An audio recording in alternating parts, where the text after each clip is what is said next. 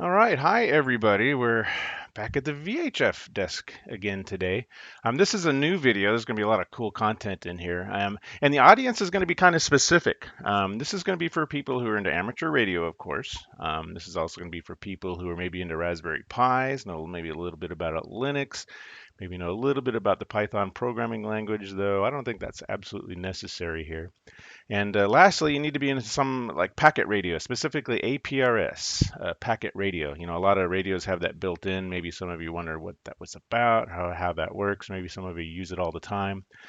But we're going to talk about a new piece of software we developed. It's called APRS-D. That's Advanced Packet Reporting System Daemon. APRS-D. And maybe if you're a fancy APRS user and you already know about how APRS works, and maybe you figured out that if you sent a message to WXBot, that it would somehow you would get the weather forecast back to your radio in text over APRS message, or maybe you sent I don't know, a message to SMS GTE. That's the SMS gateway, and you put in a phone number and a message, and it sends an SMS message, and they can actually reply, and the reply goes back to your APRS enabled HT here, which is what I'm wiggling around on the screen, hopefully. So you might have wondered, how do those services work? I'm going to show you exactly how they work. In fact, I'm going to do more than show you. I'm going to give you the software that makes those work. I'm going to show you how to install it and maybe tweak it a little bit so you can make a service. I don't know, maybe you want to make a service that gives you a stock quote, maybe a service that shows you the temperature in your house, or even worse, change the temperature in your house. I don't know if I'd go that far because, APRS, like ham radio, is a very public protocol. But anyways, I'm interested in your imaginations, what services you can come up with. I want to go out in the field in the middle of nowhere with no cell phone service, just the radio, and send an APRS message out to your virtual radio, like WXBot or something, and get some information from it. A lot of people think APRS is old and therefore dead. Back in the day, at DOS days, before we even had the internet, APRS existed and it was just kind of peer-to-peer radio stuff. But I think APRS has seen a huge resurgence now that we have the internet. Not only the internet, but we have these bridging technologies like APRS-D that bridge the APRS network to the internet. So basically, we have a physical layer connected to the internet using our ham radios, our amateur radios, just like the one you see. And we're not using it really, not to its fullest extent. Yeah, we're doing weather and email and SMS.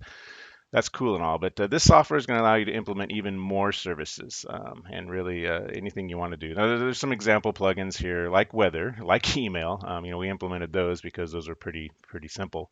But I'm going to show you how to install this, get this up and running, and maybe do a demonstration here on how this works. So to get started, what I want you to do is go out to GitHub. I'm just going to type that in my browser here, github.com. And I want you to search for, I don't know, Krager L. Krager L. No, we don't want to do that. We want to do APRS-D. I don't know why it doesn't search for a user. And there's some other APRS-Ds out here yeah, with various states of ill repair. Some of them have been 5 years ago since the last commit. But I want you to go to the Krager L APRS-D. That's this guy right here, because I'm Craig Earl, and this is the APRS-D we are interested in, and it's just receiving a lot of active development. In fact, the last guy to do a post here was Hemna.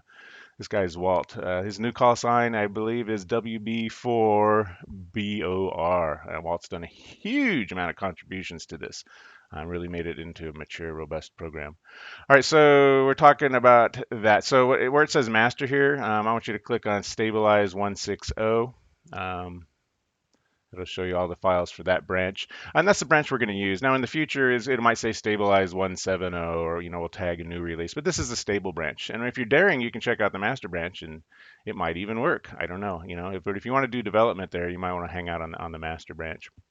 Anyways, we're getting kind of into the weeds here on the technical stuff. I don't want to be too technical. So what we want, how do we get the software on a computer? So if you have a Raspberry Pi, I'm actually going to use my Linux PC. That's over here on the left.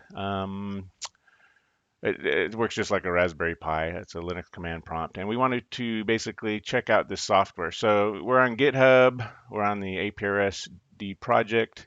And we're going to get to the files here. I'm sorry, I got these fonts huge so you guys can see. And somewhere here, there's an install.txt. There it is. Install that text. So this is how there's at least 6.7 ways to install Python stuff. Do it the whatever way you want. This is the way I've been doing it. This is the short attention span version. So I'm going to make this small so you can see it. So it really, you just cut and paste these commands and it installs on your Pi. That's it. I mean, it's just that simple. Um, we would like to have Python 3 installed on there. So Debian Buster would be a minimum requirement. So an older version like Debian Stretch. Yeah, you could make it work, but you're going to have to get Python 3 installed. So these are the commands over here. We're going to run these in turn. So follow along at home if you want. I'm going to go kind of fast. I'm kind of assuming you know how the Linux command line works. So I'm going to change directory into my home. That's what this little tilde means here.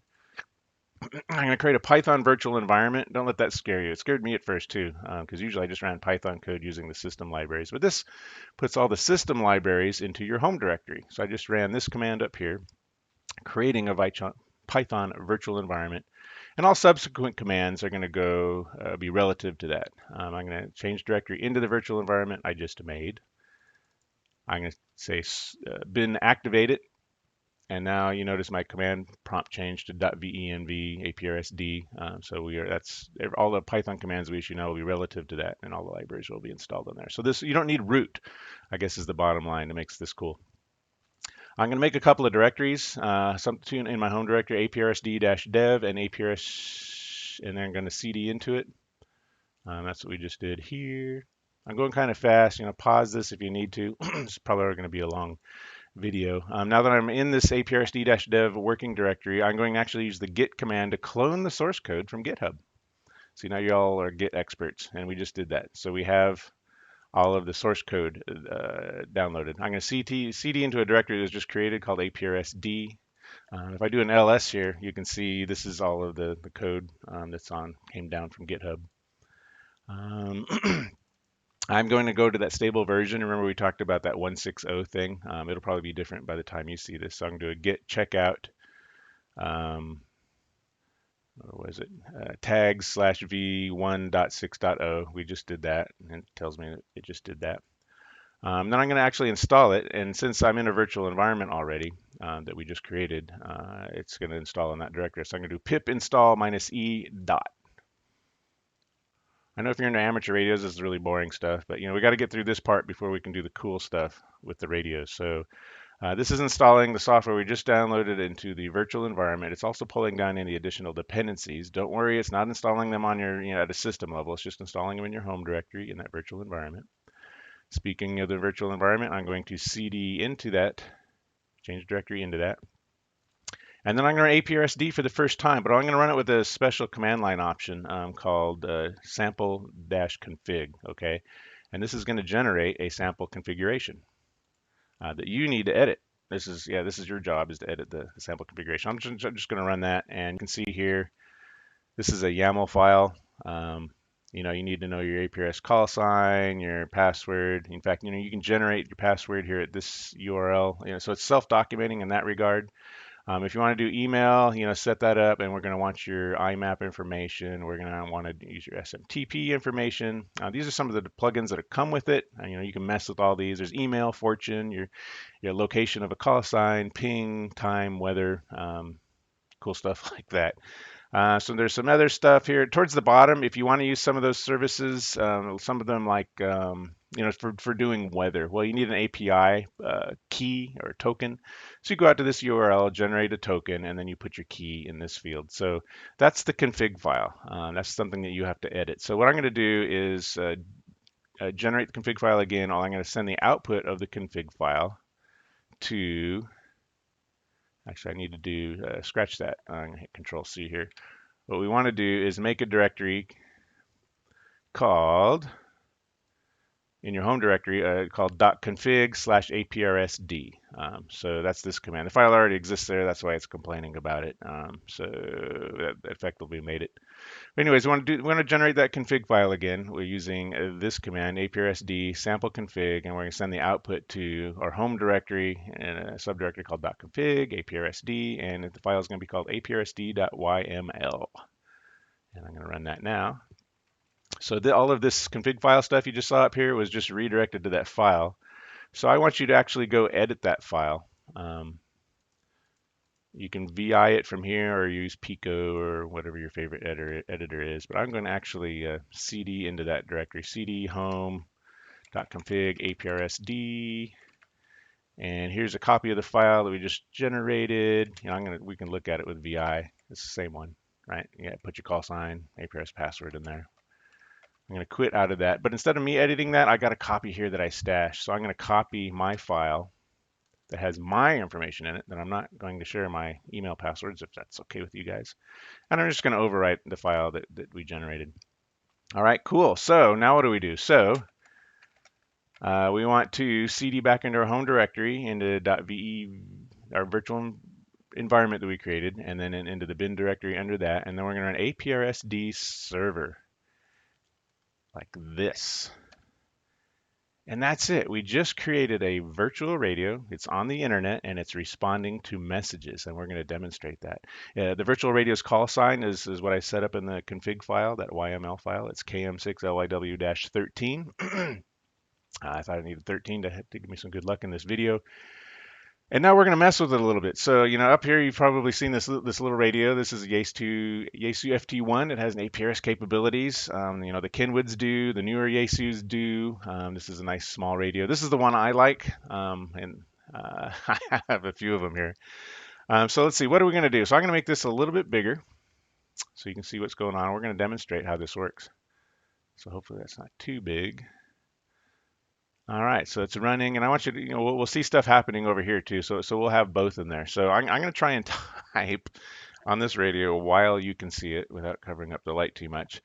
So what are we going to do first? So we can do like a ping just to see if it's working. So I'm going to go in and make a message called ping. You can see that here. And we're going to send it to station KM6LYW-13. That is the name of the virtual radio that's actually running over here. And we're going to see it interact with this shell because this is where it's running. Okay, I'm going to hold down the enter key. Oops, I want to move the rate, and send the message. All right, it sent the message, and I got a Pong reply with the time, and that was from radio KM6LYW-13. My radio is sending an acknowledgement of the message that was just received, and you can see it all happening over here. I don't want to get too much into the details, but you can see the messaging systems going back and forth. So I don't know. Let's see. The virtual radio, this is the -13, received a message ping with a message ID 41, and then it sent a message called Pong with the time. And then this radio received an ACK from my Yaesu here, ACK 41, so it knows it doesn't have to resend the message anymore. It's telling us it got the ACK and processed it. That was it. So we actually sent a message through the APRS network over RF, through a digipeater. It bridged onto the internet using the APRS information service. And this works worldwide, by the way. I've done this from the Old Town Square in Prague in the Czech Republic, and this works exactly like you're seeing it here. Frequency is different in Europe, of course, but yeah, it works just fine. And of course, we can do all kinds of other cool stuff with email and fortune. In fact, maybe we can demonstrate those a little bit more. So I'm gonna make the radio big so you can see it. So I can go into my messages here again on my radio, and I can actually click on this message. Hey, there's the Pong reply from 13. Okay, that worked. So let's send a brand new message. Usually it's easier just to reply to one. So I'm going to go down here. There's the ping message again. I'm going to reply to this message. I'm going to clear the display. And I'm just going to type the word weather. I've sent my APRS location recently, so it knows where I am. The service does. And I'm going to try and type without looking here. So this is going to be interesting. WEAT. I'm getting better at this. HER. And I just sent the word weather to station KM6LAW13. I'm going to send that. Off it goes. Got repeated, got acknowledged, and I just got a weather report message from our virtual radio that we just created using APRSD software. So let's see, does it really 32? Yeah, I think it is. I'm going to look at the weather report. It is here. It's cold. I'm going to go in and to my messaging.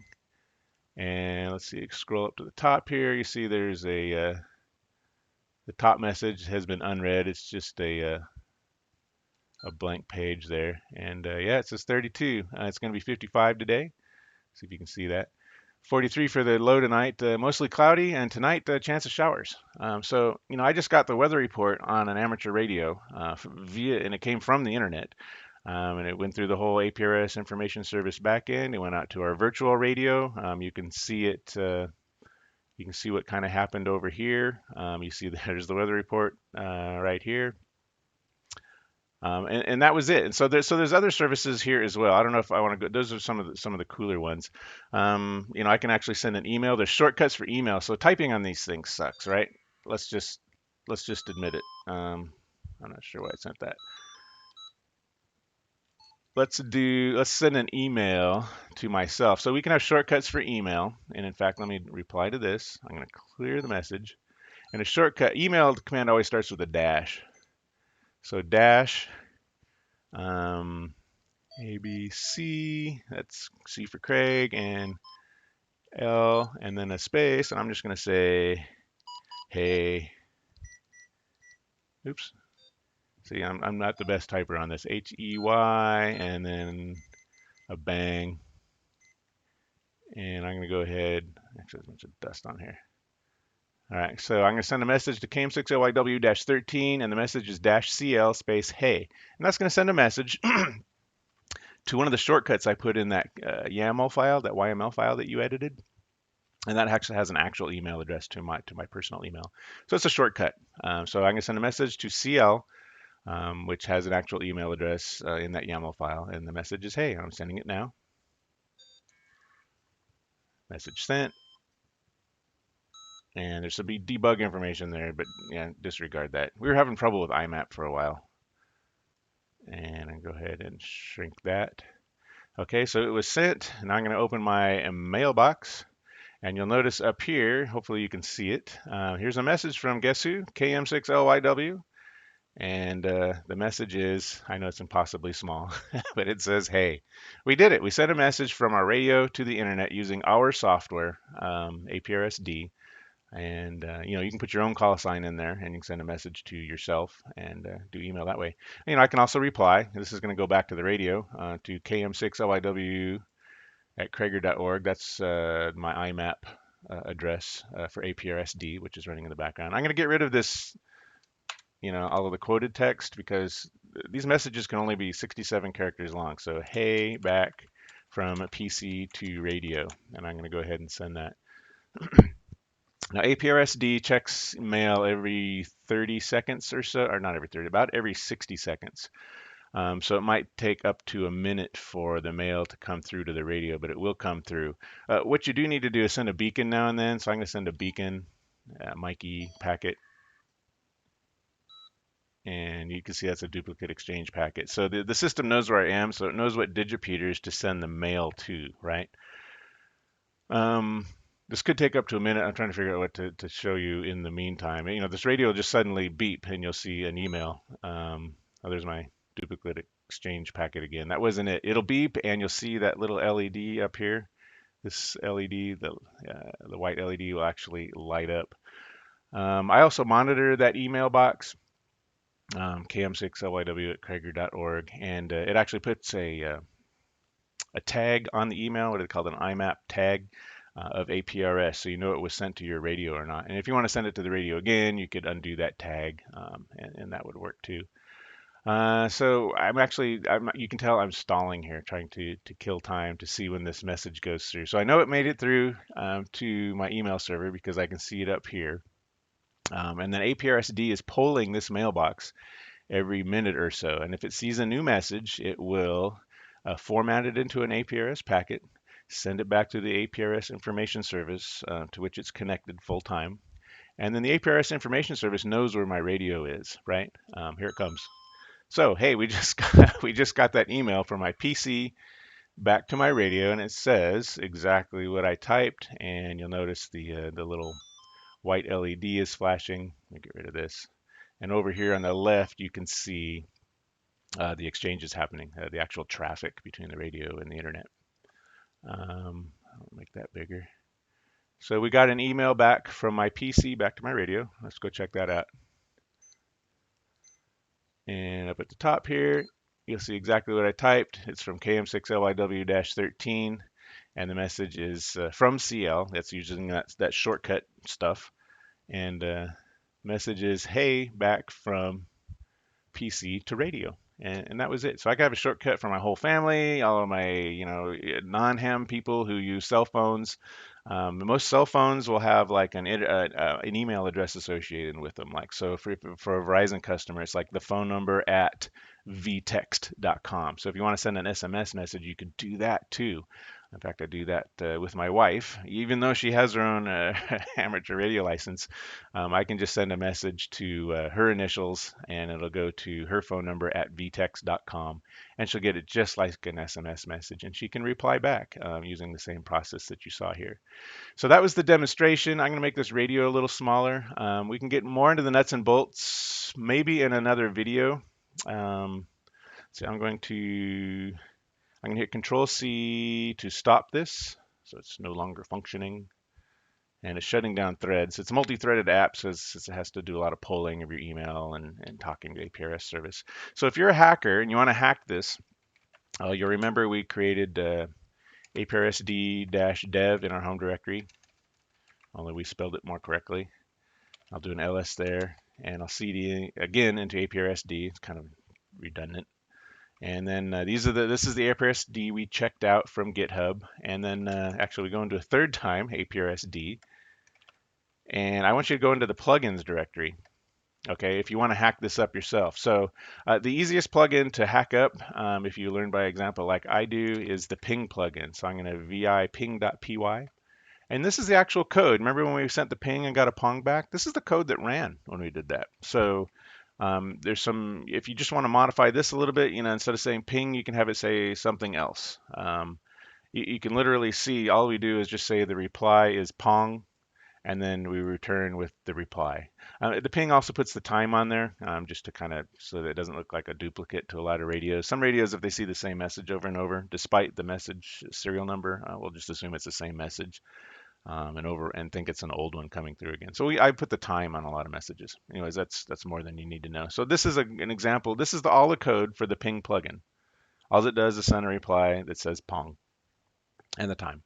And so if you want to edit this, you could say, hello world, or you could say wget a news headline that you're interested in, and then, return, set reply to that news headline. Remember, you only got 67 characters, and then return with the reply.